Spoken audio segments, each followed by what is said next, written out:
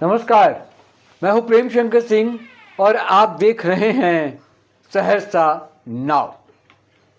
इस वक्त की अच्छी खबर यह है कि अलीनगर से आपकी बेटी, बिहार की बेटी, पूरे देश भर की बेटी मैथिली ठाकुर करीब करीब 12,000 वोट से चुनाव जीत गई। मैथिली ठाकुर के लिए मैंने एक दो वीडियो बनाए थे और उनको क्यों जीतना चाहिए था ये भी मैंने बताया था। मैं इस पर आऊंगा, लेकिन उससे पहले मैं बता दूं कि करीब करीब 12,000 वोट से उन्होंने विनोद मिश्रा जी को हराया है, जो कि महागठबंधन से उम्मीदवार थे, और मैथिली ठाकुर जो हैं वो बीजेपी से उम्मीदवार थी, यानी कि एनडीए से उम्मीदवार थी। थोड़ी कहानी सुनाऊं आपको, एक कहानी सुनिए। जब चुनाव की बात आई, टिकट बंटवारे की बात आई, तो अचानक मैथिली ठाकुर का नाम आता है कि मैथिली ठाकुर बिहार से चुनाव लड़ेंगी और बिहार में अलीनगर सीट उनके लिए फाइनल किया गया। सीट फाइनल हो गया। आला कमान का आदेश था, और आला कमान का मतलब है प्रधानमंत्री नरेंद्र मोदी। जब नाम की घोषणा हुई तो थोड़ा विरोध हुआ। स्थानीय लोगों ने, स्थानीय कार्यकर्ताओं ने कहा कि ये भाई बाहरी हैं। सवाल उठा कि बाहरी कैसे हो सकती हैं? मिथिला की बेटी दरभंगा आकर अगर चुनाव लड़े, दरभंगा जिले में अलीनगर विधानसभा क्षेत्र पड़ता है, तो बाहरी कैसे हो गई? अब क्योंकि आला कमान का मसला था, बिहार में भी जो बड़े नेता थे, विनोद तावड़े जो कि इंचार्ज हैं, सब चाहते थे कि चुनाव लड़े। तो कार्यकर्ताओं को समझाया गया, बुझाया गया, लोग मान गए और फिर वो चुनाव लड़ी। शुरू में 4-5 दिन उनको दिक्कत हुई, लेकिन धीरे धीरे जब कोऑर्डिनेशन बैठ गया, आपस में समन्वय हो गया, तो फिर चीजें आसान हो गई। अब जब चीजें आसान हो गई तो फिर होने लगा, चुनाव की चीजें बात होने लगी और काम आगे बढ़ने लगा। फिर हुआ कि स्थिति खराब है, वोट मिलेगा नहीं मिलेगा, कैसे होगा? तो पूरा का पूरा जो सिस्टम है बीजेपी का, उनको लगाया गया।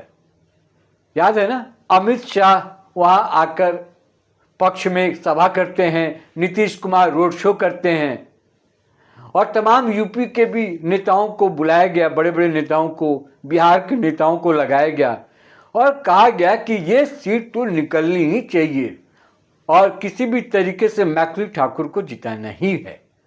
और लोग लगकर कभी ऊंचा कभी नीचा, कभी आगे कभी पीछे, होता रहा कि क्या होगा नहीं होगा। लेकिन जब एग्जिट पोल आए तो लगने लगा कि नहीं, ये सीट निकल रही है और मैथिली ठाकुर चुनाव जीत रही है। उसी दौरान मैंने एक वीडियो बनाया था और मैंने कहा था कि मैथिली ठाकुर को आप जिताएं न जिताएं अलग है, लेकिन उसको कम से कम बाहर का न कहें। वो मिथिला की बेटी है, वो दरभंगा की बेटी है, वो अलीनगर की बेटी है, आप उसको बाहरी करके गाली न दें। ये पहला सवाल उठाने वाला मैं था एज पत्रकार। बाकी लोग तो कह रहे थे, लेकिन बताओ पत्रकार, मैं कह रहा हूं कि आप चुनाव ना जिताएं, जो बात है, लेकिन ये गाली है। और क्यों जिताना चाहिए था उसके लिए भी मैंने 3-4 बातें कही थी। उसमें सबसे पहला तो ये कि प्रधानमंत्री मोदी ने ये सीट चुनी, वहां पर उन्होंने कैंडिडेट दिया, तो कम से कम उनकी तो लाज रखिए। और जब ये चुनाव जीत जाएंगी तो अलीनगर का जो प्रोफाइल है वो कितना बड़ा हो जाएगा। मैथिली ठाकुर के लाखों प्रशंसक हैं, मिथिला में हैं, बिहार में हैं, देश में हैं, और अब तो विदेशों में भी जाकर वो बड़े बड़े प्रोग्राम करती हैं। और सबसे बड़ी बात, सनातन धर्म का प्रचार अपने गीतों के माध्यम से करती हैं। अब सनातन का प्रचार अपने गीतों के माध्यम से करें, जो सनातन को जीता हो, जो सनातन को बढ़ाता हो। अब उसको नहीं अगर जिताएंगे तो फिर किसको जिताएंगे, ये बड़ा सवाल था। और मैंने कहा कि अगर ये मैथिली ठाकुर जीतेंगी तो आपका कोई काम रुकेगा नहीं, और अलीनगर में जो विकास का काम अभी तक नहीं हुआ है वो काम आगे बढ़ेगा। पिछली बार 2020 में जो वहां पर चुनाव जीते थे वो मिस्त्री लाल कोई थे, वो हमसे किसी और पार्टी से तो वो चुनाव जीते थे, और वहां पर वो इस बार चुनाव नहीं लड़े। तो मैथिली ठाकुर का जीतना यहां पर वो था, जरूरी था, और अब वो जीत गई हैं। इसकी चर्चा भी बहुत हो रही है, आने वाले समय में अभी चर्चा भी होगी। और जो जो वीआईपी सीट थे उसमें से एक का बड़ा नाम था ये भी अलीनगर का। और अलीनगर में मैंने ये भी चेताया था, मुझे लगता है हो ना हो लेकिन लोगों के दिमाग में ये हो कि वहाँ 25% की आबादी जो है वो ब्राह्मणों की थी और 23% जो आबादी है मुस्लिमों की थी। तो उसमें यह डर था कि कहीं सीट फंस न जाए, कहीं वो हार न जाए। लेकिन मैंने कहा था मुस्लिम भाइयों से कि इस चक्कर में नहीं पड़ना यार, विकास देखो कि आपके क्षेत्र का विकास, आपके क्षेत्र का फायदा, आपका फायदा कहाँ हो रहा है।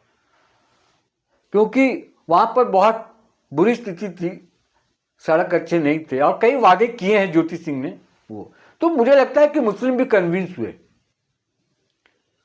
और जब कन्विंस हुए तो उन्होंने वोट किया, और नतीजा आपके सामने है। तो अलीनगर जो है, नाम बदलने की बात भी कही थी मैथिली ठाकुर ने, पता नहीं अब क्या होगा, लेकिन विकास के वादे तो किए हैं, काम करेंगी। उस समय बड़े सवाल उठे थे, मुझे लगता है उन तमाम सवालों का जवाब ये देंगी, जैसे घर बनाना, घर बनाकर वहाँ रहेंगी, टूर थोड़ा कम होगा क्योंकि वो गाती हैं, निमंत्रण तो उनको मिलेगा ही, तो क्षेत्र में कितना रहेंगी नहीं रहेंगी ये अब सवाल आता है। ये सब मैथिली ठाकुर को अब मैनेजमेंट लेवल पर इसको देखना होगा। जो भी इनके लिए कार्यक्रम निर्धारित करते हैं या बोलते हैं वो देखना होगा, क्योंकि पार्टी का भी दबाव रहेगा, क्योंकि पार्टी ऐसे चुनाव जीतने के बाद छोड़ेगी नहीं। वो कहेगी कि अपने क्षेत्र में विकास का काम कीजिए, अपने क्षेत्र को देखिए, और उस पर नजरें रहेंगी। और मैंने ये भी कहा था कि काराकाट में जिस तरीके से सबकी नज़र में आ गई वो सीट ज्योति सिंह के लड़ने की वजह से, उसी तरीके से अलीनगर भी बहुत कोई जानता नहीं था। अलीनगर भी मैथिली ठाकुर के आने के बाद ही फेमस हुआ, लोग जानने लगे। वैसे काराकाट को कोई नहीं जानता था, पवन सिंह लड़े थे चुनाव, उसके बाद ही थोड़ा फेमस होना शुरू हुआ।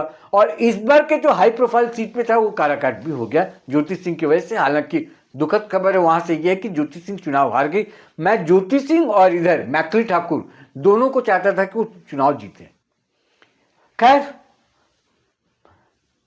चुनाव हार और जीत तो एक अलग बात है, कोशिश करनी चाहिए, वो कोशिश ज्योति सिंह ने की थी। मैथिली ठाकुर की बात कर रहे थे, उसी पर रहते हैं।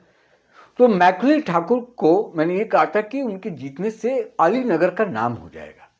अलीनगर अब सबके नज़र में होगा, मीडिया के नज़र में भी होगा, आम लोगों के भी नज़र में होगा, पॉलिटिशियन के भी नज़र में होगा, और पार्टी के नज़र में भी होगा, और वहाँ पर काम तो ऐसे भी स्वाभाविक तौर से होगा। खैर, इस वीडियो को बनाने के पीछे यही वजह रही मेरी कि मैथिली ठाकुर को लेकर जितना विवाद हुआ उतना ही बढ़िया से एंड हुआ इसकी समाप्ति हुई इस महायज्ञ की, इस चुनाव की, और जीत हासिल हुई। लगभग 12,000 वोट से 11,000 कुछ वोट है, उससे जीत हासिल की। विनोद मिश्रा जी काफ़ी वरिष्ठ नेता हैं, अच्छे हैं, उनको भी शुभकामनाएं हैं। चुनाव में हार जीत लगा रहता है, कई सीट आरजेडी जीती, कई लगभग सीट हार गई, स्थिति खराब थी इस बार, कोई बात नहीं, फर्क नहीं पड़ता है। आपको भी शुभकामनाएं। और मैथिली ठाकुर आपको विशेष तौर पर मनकही की टीम की ओर से बहुत बहुत बधाई, बहुत बहुत शुभकामनाएं। उम्मीद है कि आप बढ़िया काम करेंगे, और जो बात मैंने कही वो पूरी बात मैंने मन से कही है। दिल से कहिए। इसलिए कह रहा हूं कि जो सच्ची बात है वो मन से निकलती है, इसलिए मन कही है वो। और तमाम जो सहरसा नाउ के जो दर्शक हैं, जो सहरसा नाउ के व्यूअर्स हैं जो हमें देख रहे हैं, उनसे अनुरोध है कि फॉलो करें, हमें फॉलो भी करें और हमें सब्सक्राइब भी करें। फेसबुक पर फॉलो करें और यूट्यूब पर हमें सब्सक्राइब करें। तो सहरसा नाउ के दर्शकों से अब विदा लेने का वक्त आ गया है। मुझे लगा इस पर एक वीडियो बनाना चाहिए, तो मैंने आपके लिए बनाया। फिलहाल मुझे इजाज़त दीजिए, फिर किसी और मुद्दे पर मुलाकात होगी आपसे। नमस्कार।